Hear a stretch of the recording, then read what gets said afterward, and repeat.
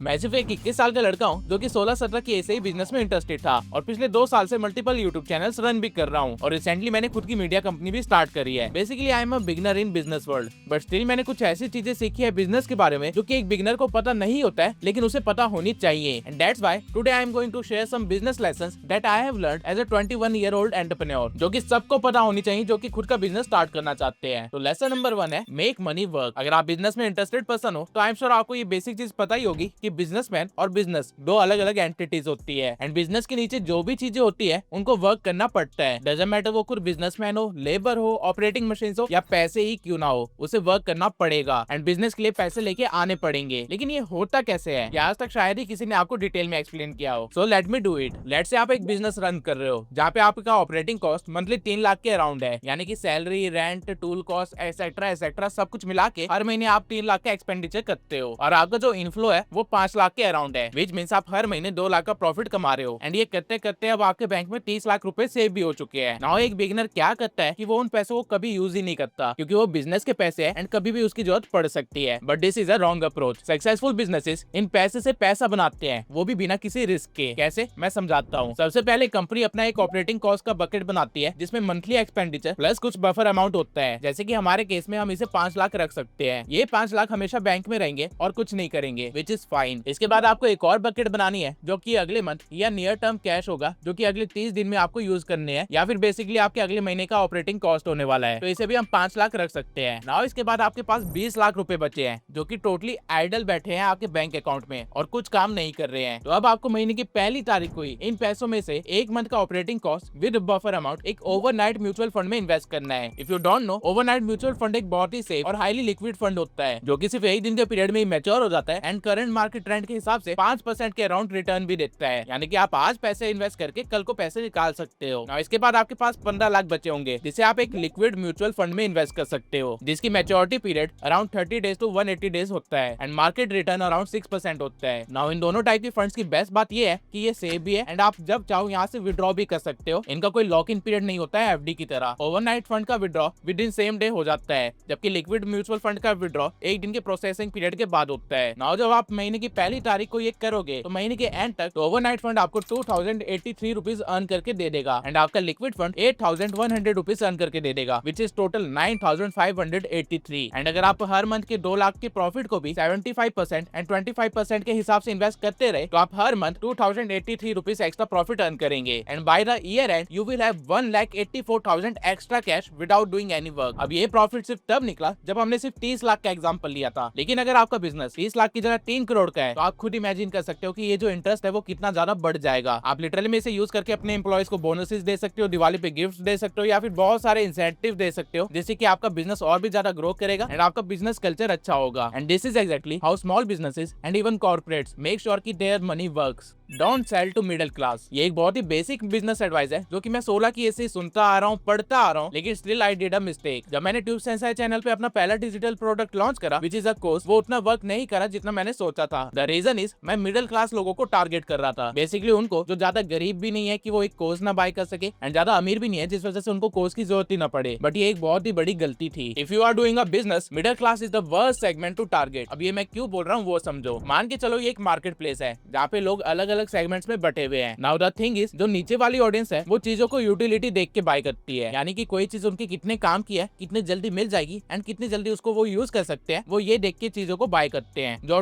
Top tier audience है वो लोग ब्रांड या एक्सपीरियंस को देखते हुए चीज बाय करते हैं, लेकिन जो मिडिल सेगमेंट ऑडियंस है वो प्राइस को देख के चीजों को बाय करते हैं। अब यहाँ पे प्रॉब्लम क्या है कि there will be always someone with a cheaper product than you. नीचे सेगमेंट वाली ऑडियंस को आप हमेशा ये बोल के बेच सकते हो कि प्रोडक्ट बेटर है बाकी सबके कंपेरेटिवली, क्वालिटी एक नंबर नहीं है लेकिन बाकी के कंपेरेटिवली बेस्ट है एंड वो खरीद लेंगे क्योंकि उनको पता है कि उनके बजट में कभी भी क्वालिटी वाली चीज वैसे भी नहीं आने वाली। टॉप टियर वालों को प्राइस से कोई फर्क नहीं पड़ता, उनको सिर्फ क्वालिटी से मतलब है, तो उनको इजीली ये बोल के बेचा जा सकता है कि this is the best quality in this world and बहुत ही कम लोगों के पास ये है। बेसिकली उनको स्कार्सिटी दिखानी है, रेयर प्रोडक्ट दिखाना है एंड वो खरीद लेते हैं। डजंट मैटर आप वो 2 लाख की प्रोडक्शन कॉस्ट वाली रोलेक्स चाहे तो 20 लाख में बेच दो, वो खरीद लेंगे। बट जो मिडिल सेगमेंट है आप उसे किसी भी वे में पिच नहीं कर सकते क्योंकि उनके पास जो बजट है उससे वो टॉप क्वालिटी तो परचेज नहीं कर सकते हैं, लेकिन वो लो क्वालिटी वाला प्रोडक्ट भी नहीं चाहते हैं। उनको यूटिलिटी भी चाहिए और साथ में क्वालिटी भी चाहिए, और अगर आपका प्रोडक्ट ये दोनों क्रैक नहीं कर पा रहा है तो मिडिल सेगमेंट में वो नहीं बिकेगा। इसलिए always try to sell to rich one. अगर एक्चुअल में आपको मोटा पैसा बनाना है तो वो प्रॉब्लम सॉल्व करो या फिर एक्सपीरियंस दो जो कि अमीरों को है। There is also a saying, work for rich and you will become rich. तो अगर आप भी मेरी वाली गलती कर रहे हो तो please don't do it.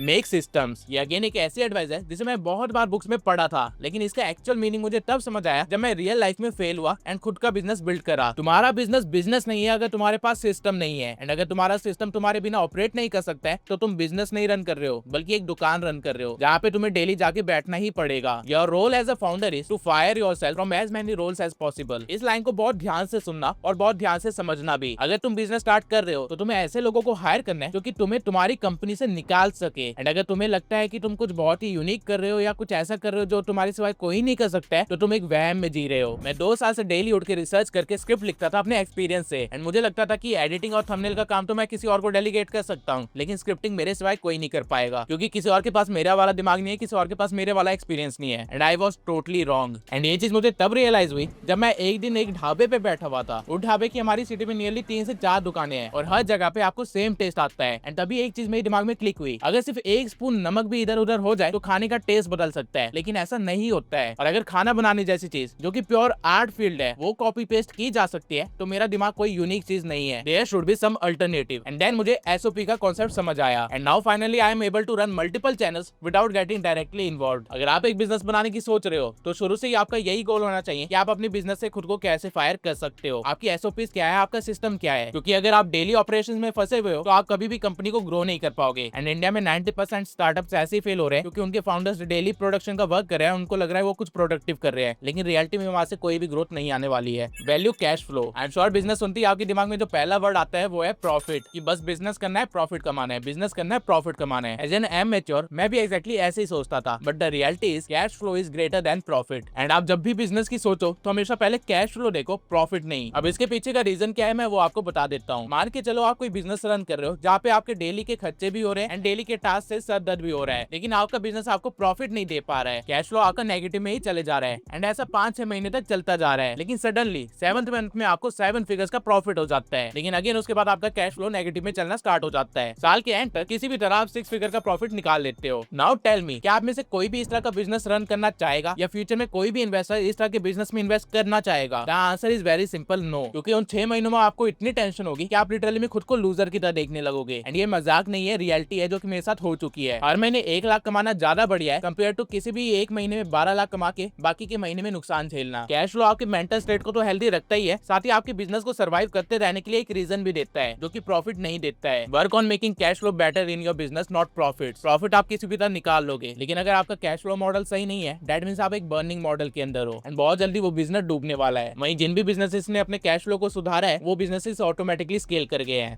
Don't expand. मैं आपको एक सिचुएशन बताता हूँ। एक कंपनी थी एक सर्टेन लोकेशन पे जहाँ पे वो कंपनी बहुत जल्दी ग्रो कर गई। उसने आधे से ज्यादा सिटी को अपना कस्टमर बना लिया, लेकिन वो कंपनी ग्रो नहीं कर पा रही थी क्योंकि उनके पास एक्सपेंशन के लिए पैसे नहीं थे, एंड एक्सपेंशन के लिए पैसे वो इसलिए नहीं जनरेट कर पा रहे थे क्योंकि वो अपने प्रोडक्ट का प्राइस नहीं इंक्रीज कर पा रहे थे। और प्राइस इंक्रीज ना करने का सिंपल सा रीजन ये था कि प्राइस रेज करते ही आधे से ज्यादा कस्टमर चले जाते और जो कंपनी अभी कमा रही थी वो भी नहीं कमा पाती। You won't believe, but India के आधे से ज्यादा बिजनेसेस अभी इसी स्टेज में है, एंड इवन काफी सारे क्रिएटर्स भी इसी स्टेज में है। लोगों को लिटरली में स्टेज से बाहर निकलना नहीं आता और वो इसी में फंसे रह जाते हैं या फिर बाहर निकलने की कोशिश करते करते अपना बिजनेस डुबा बैठते हैं। बट द क्वेश्चन इज, ये प्रॉब्लम अराइज कैसे होती है? ओवर एक्सपेंडिंग से। अगर कोई बिजनेस एक लोकेलिटी से या एक सेगमेंट ऑफ ऑडियंस से इतना प्रॉफिट जनरेट नहीं कर पा रहा है कि वो एक्सपेंड कर सके, तो इसका सीधा सा मतलब है कि उनका फाउंडेशन वीक है एंड उन्होंने काम जल्दी बढ़ाने के चक्कर में फाउंडेशन पे ध्यान नहीं दिया है। सिर्फ तभी ये प्रॉब्लम अराइज होती है। अब फाउंडेशन के अंदर सभी चीजें आ जाती है, फाउंडर की स्किल से लेके मनी मॉडल से लेके सब कुछ। हमारे केस में फाउंडर ने अपने सेल्स एंड मार्केटिंग स्किल्स को इंप्रूव नहीं करा, इसलिए वो ज्यादा चार्ज नहीं कर पा रहा था अपने क्लाइंट से एंड एक ही लोकेशन पे स्टक होके रह गया। जब आप अपने करंट मार्केट कैप में प्रॉफिट नहीं निकाल पा रहे हो एंड सोच रहे हो कि बिजनेस को स्केल करने पे कुछ हो पाएगा, तो आप बिजनेस नहीं स्केल कर रहे हो, आप प्रॉब्लम्स को स्केल कर रहे हो, एंड और ज्यादा प्रॉब्लम्स आपको प्रॉफिट लाके नहीं देगी बल्कि हेडेक ही देगी। ऑल्दो आई एग्री, बहुत ही रेयर केसेस में चीजें उल्टी होती है जैसे कि जोमेटो या अमेज़न, बट मैक्सिमम केसेस में स्मॉल बिजनेस ओनर्स इसी लूप में फंसे रह जाते हैं। अब इस लूप से निकलना कैसे है, अपने मनी मॉडल को फाइंड आउट कैसे करना है, ये एक बहुत ही बड़ा टॉपिक है जिसके लिए अलग से एक वीडियो बनानी पड़ेगी। तो अगर आपको इस टॉपिक पे वीडियो चाहिए तो कमेंट सेक्शन में लिख दीजिए। 5000 कमेंट होते हैं मैं इसके ऊपर वीडियो जरूर बनाऊंगा।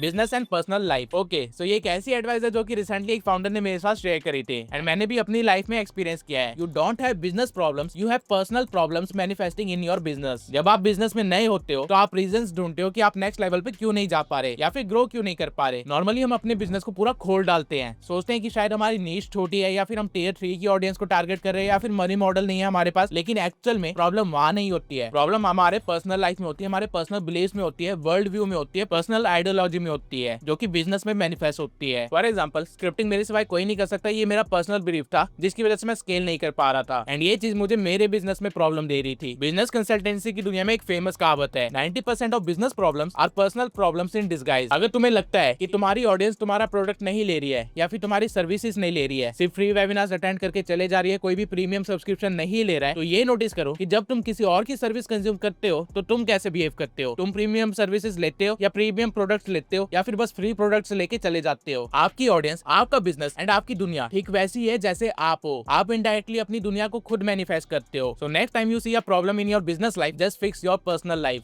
Don't hire skills. As an early stage founder जो मेरी थिंकिंग थी वो ये थी कि मुझे स्किल्ड लोग हायर करने हैं जो कि काम कर दे बस, क्योंकि मैं उनको उनके वर्क के लिए हायर कर रहा हूँ। But this ideology is wrong. आपको वर्कर्स नहीं हायर करने हैं, आपको लीडर्स हायर करने हैं जो कि भले ही एक्सपर्ट ना हो लेकिन उनके अंदर लर्निंग की बहुत ही ज्यादा भूख हो एंड लीडरशिप क्वालिटी हो। Now the reason behind this is very simple. Just कुछ स्टेप्स पहले मैंने आपको बताया था कि एज अ फाउंडर हमें सिस्टम बिल्ड करने हैं एंड ऐसे सिस्टम बिल्ड करने हैं जो कि हमारे बिना भी रन हो सके। But there is always a need of team lead. तो अगर आप एक स्किल्ड पर्सन को हायर करते हो जिसको टीम को लीड करना नहीं आता है, जो आगे कुछ और सीखना नहीं चाहता है, जो अपनी लाइफ में आगे नहीं बढ़ना चाहता है, तो आप शॉर्ट टर्म में तो एसेट को हायर कर रहे हो लेकिन लॉन्ग टर्म में आप एक लाइबिलिटी को हायर कर रहे हो, क्योंकि ये पर्सन बहुत ही जल्दी आपकी पूरी टीम का एक आइडल होगा या फिर कह लो एक एग्जांपल होगा। एंड जब आप किसी नए को हायर करोगे तो वो इस पर्सन को देख के अपने माइंडसेट, अपने कल्चर और अपने वर्क शेड्यूल को सेट किया करेगा, क्योंकि this person has been working with you for a long time and taking a good salary. As a result आप सिर्फ 1-2 साल में ऐसी सिचुएशन में होंगे जहाँ पे आप अपने काम को डेलीगेट नहीं कर पा रहे हो, क्योंकि आपकी जगह लेने वाला कोई नहीं होगा, क्योंकि किसी ने भी आपका काम सीखा ही नहीं होगा, even though they are skilled person. इसलिए कॉर्पोरेट्स में हमेशा रेज्यूमे के साथ साथ सीवी भी मांगा जाता है ताकि पर्सन की पर्सनल लाइफ के बारे में भी थोड़ा पता चले, नेचर के बारे में थोड़ा पता चले। Hire an intern who is needy and you will get future leaders for your business. No doubt ये प्रोसेस थोड़ा लंबा टाइम लेता है, बट बिजनेस आपको 10-20 साल के लिए करना है, 2 साल के लिए नहीं। I have done this mistake and I know किसी फीस से एक गलती से मेरा पूरा करियर खत्म हो सकता था। इसलिए स्किल पे ना इन्वेस्ट करके पोटेंशियल पे इन्वेस्ट करो, क्योंकि पोटेंशियली वो चीज है जो आपकी बिजनेस को आगे बढ़ाएगी।